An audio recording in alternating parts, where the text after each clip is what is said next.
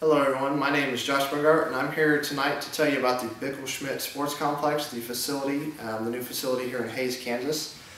Just opened here in the fall of 2011. I'll begin by telling you a little bit about the complex, and we'll tell you about how it was funded and also give you an overall view and what can be done in the future to make the complex even better.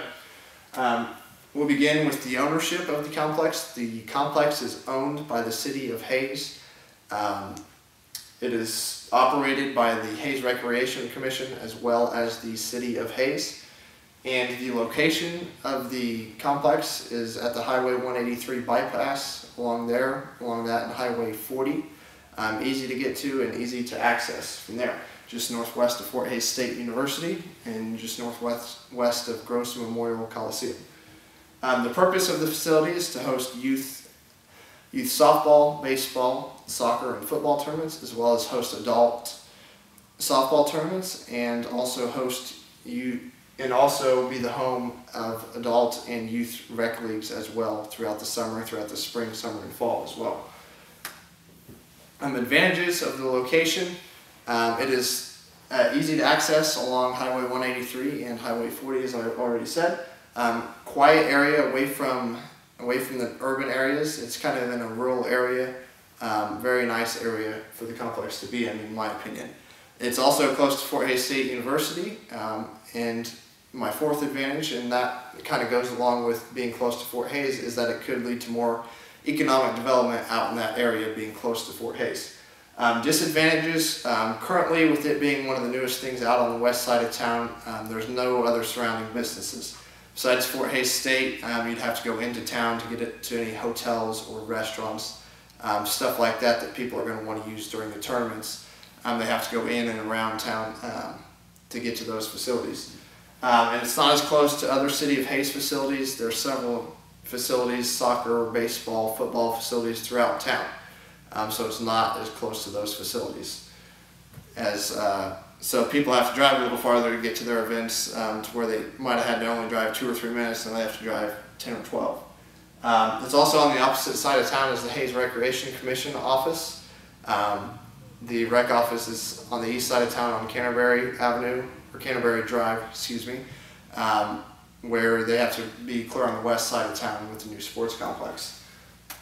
Funding: to fund the complex, first of all, in 2008, Hays voters passed a 0.5% tax increase. So sales tax went from 8.05% to 8.55% to help fund the new sports complex over the years. Also, they have gotten sponsors and donations. Sponsors: Next Tech Wireless is a current sponsor. I think they'll continue to be a big sponsor in the future, and that's why Next Tech has their name on some of the fields out there, because they have been a generous sponsor to the sports complex. Also, the sports complex got its name because of the $500,000 donation they received from the Bickle and the Schmidt families here in Hays. They received a $500,000 donation to help with the extras that were needed in the development of the project. ADA compliance: there's handicap parking, there's also the handicap restrooms, there's large walkways for people to use, easy to use, and there's plenty of seating area for anybody that is disabled to sit. So it's very compliant with the ADA. Site evaluation: as you can see in the top picture, the sports complex takes up over 110 acres of space. So there's plenty of open space with the fields being together. There's plenty of space for people to congregate, get together, talk while games are going on other fields, and warm-ups are going on. There's plenty of room out there for people to take part in the activities. Parking, as you can also see in the picture, parking is a gravel area. It's also centrally located within the complex. That's definitely a good thing, because you can park closest to whatever field your activity is on. So if there's both soccer, softball, and baseball going on, the soccer fields are on one side, you can park closest to them, and then you can also have the other people park closer to the baseball and softball fields to get to their facilities on time.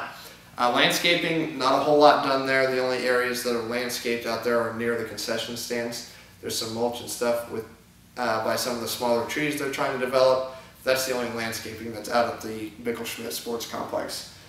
Signs, as you're going into the facility, you'll see the first Hayes Bickle or Bickle Schmidt Sports Complex signs. So there's plenty of signs out there, as well as signs that direct you to the right field. There's signs on each field that say field 1, 2, 3, 4, so on. So there's definitely plenty of signs out there that can direct you to where you need to go. Moving on with the site evaluations, lighting.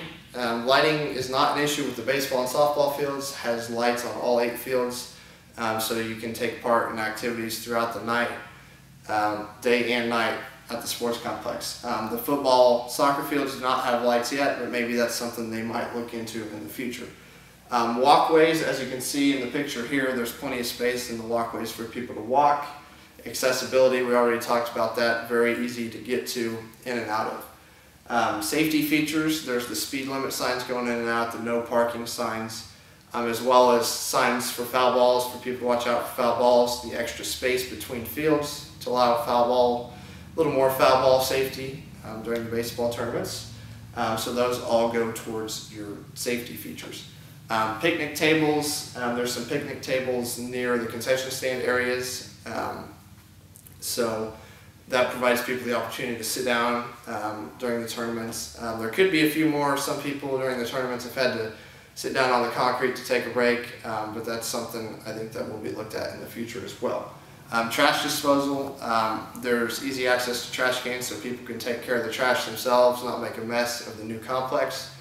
Trash cans at the end of each parking lot as well at the end of each bleacher section as well. So moving on, a little overview of the outdoor facilities. As I mentioned, there's 8 baseball and softball fields. They're grouped into 2 fourplexes. There's room enough between the fourplexes so you don't have to worry about the foul balls, and all fields are the same dimensions. They're 300 feet to the outfield fence. So they're the same dimensions. There's also the 8 football and soccer fields. 3 of the football fields have goalposts, so they can expand into there and use those for football tournaments during the fall as well. There is the one set of baseball fields, it's fields 5 through 8, that do have the playground equipment on there. So most of the adult activities take place over there, so while the adults are playing, the kids can play on the playground equipment. And that's also a good feature for the tournaments. While the kids' tournaments are going on, maybe they have brothers or sisters that are running around on the playground equipment.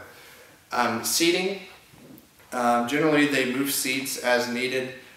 So as the soccer tournament's going on, and a lot of people bring their own chairs for baseball, bring their own lawn chairs, but there are the metal bleachers out there for people to sit at as well.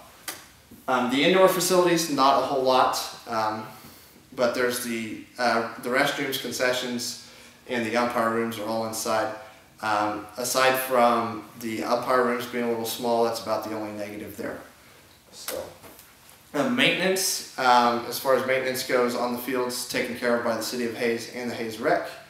There's the irrigation of all fields. Most of those are on timers, so once the timers are set, there's not much to worry about there. Field maintenance, the Hayes Rec drags all fields every day that activities take place on them, so as far as the baseball fields go. Mowing probably has to take place about once every 4 to 5 days, depending on when activities are taking place, so the City of Hayes takes care of that. Keeping weeds sprayed, that's probably once a month thing, making sure the City of Hayes takes care of that. Cleaning of restrooms and concessions, that's an every night thing, making sure everything's cleaned up before the workers go home. Light replacement once a year I think would be enough for that. Once they turn the lights on for the first time every year, they need somebody up there to replace the lights if needed. And also the trash disposal, as I mentioned, that's an every night thing as well. Moving on to the pros and cons, the facility review. Pros of the facility, the fields are all in one place versus having different facilities all over town for each sport. So it's very good to have all those in one facility. Community support, that's evident through the vote that the community supports the sports complex because they voted for the tax increase so they could get this done 4 years ago. Room to expand, it's on 110 acres out there. There's also room to expand as far as that goes out there if they need to add anything in the future. Portable fences allow the fields to be broken down into smaller dimensions. So they set these portable fences up at 200 feet for the 10-year-olds and different dimensions for every age group. so they can be very versatile with that. The cons: there's no grass on baseball and softball fields. That might be something they look to add. No big baseball field for high school, although there's the Larks Park and each high school has their own fields for those. But that might be something they look to add in the future as well. There's high water usage because of all the irrigation on the grass they're trying to grow and keep alive out there. Water usage could be an issue in the future. Lack of shade. Right now they're starting to plant small trees, doing what they can for shade, putting the overhangs on top of the bleachers. But currently, the last time I was out there, there's not a whole lot of shade for people to take shelter in during the heat. There's no batting cages for people to warm up out there during the baseball tournaments. That might be something they look into as well, adding in the future. That kind of goes along with the next point. There's no place for teams to warm up. If all 4 fields are being used, tough for the teams to warm up without getting in the fan's way and having to worry about hitting a fan with a ball or something like that. So there's not a whole lot of room out there for that. Playgrounds are only between fields 5 and 8. So they might look to add that in the future as well. Future looks very bright. First year they've had 12 or 13 tournaments here already this year. So the future for that looks very bright. Things they might want to add: batting cages, lights on the football and soccer fields, grass infields on the baseball fields, and the playground areas we talked about on fields 1 through 4, add it to that fourplex, as well as add something near the football fields as well. And then the windbreaks and shade, I think that's going to take the longest time to develop because trees take so long to grow. So long term, they definitely need to get some type of windbreak in there. Short term, for the shade, they can do the little overhangs on top of the bleachers.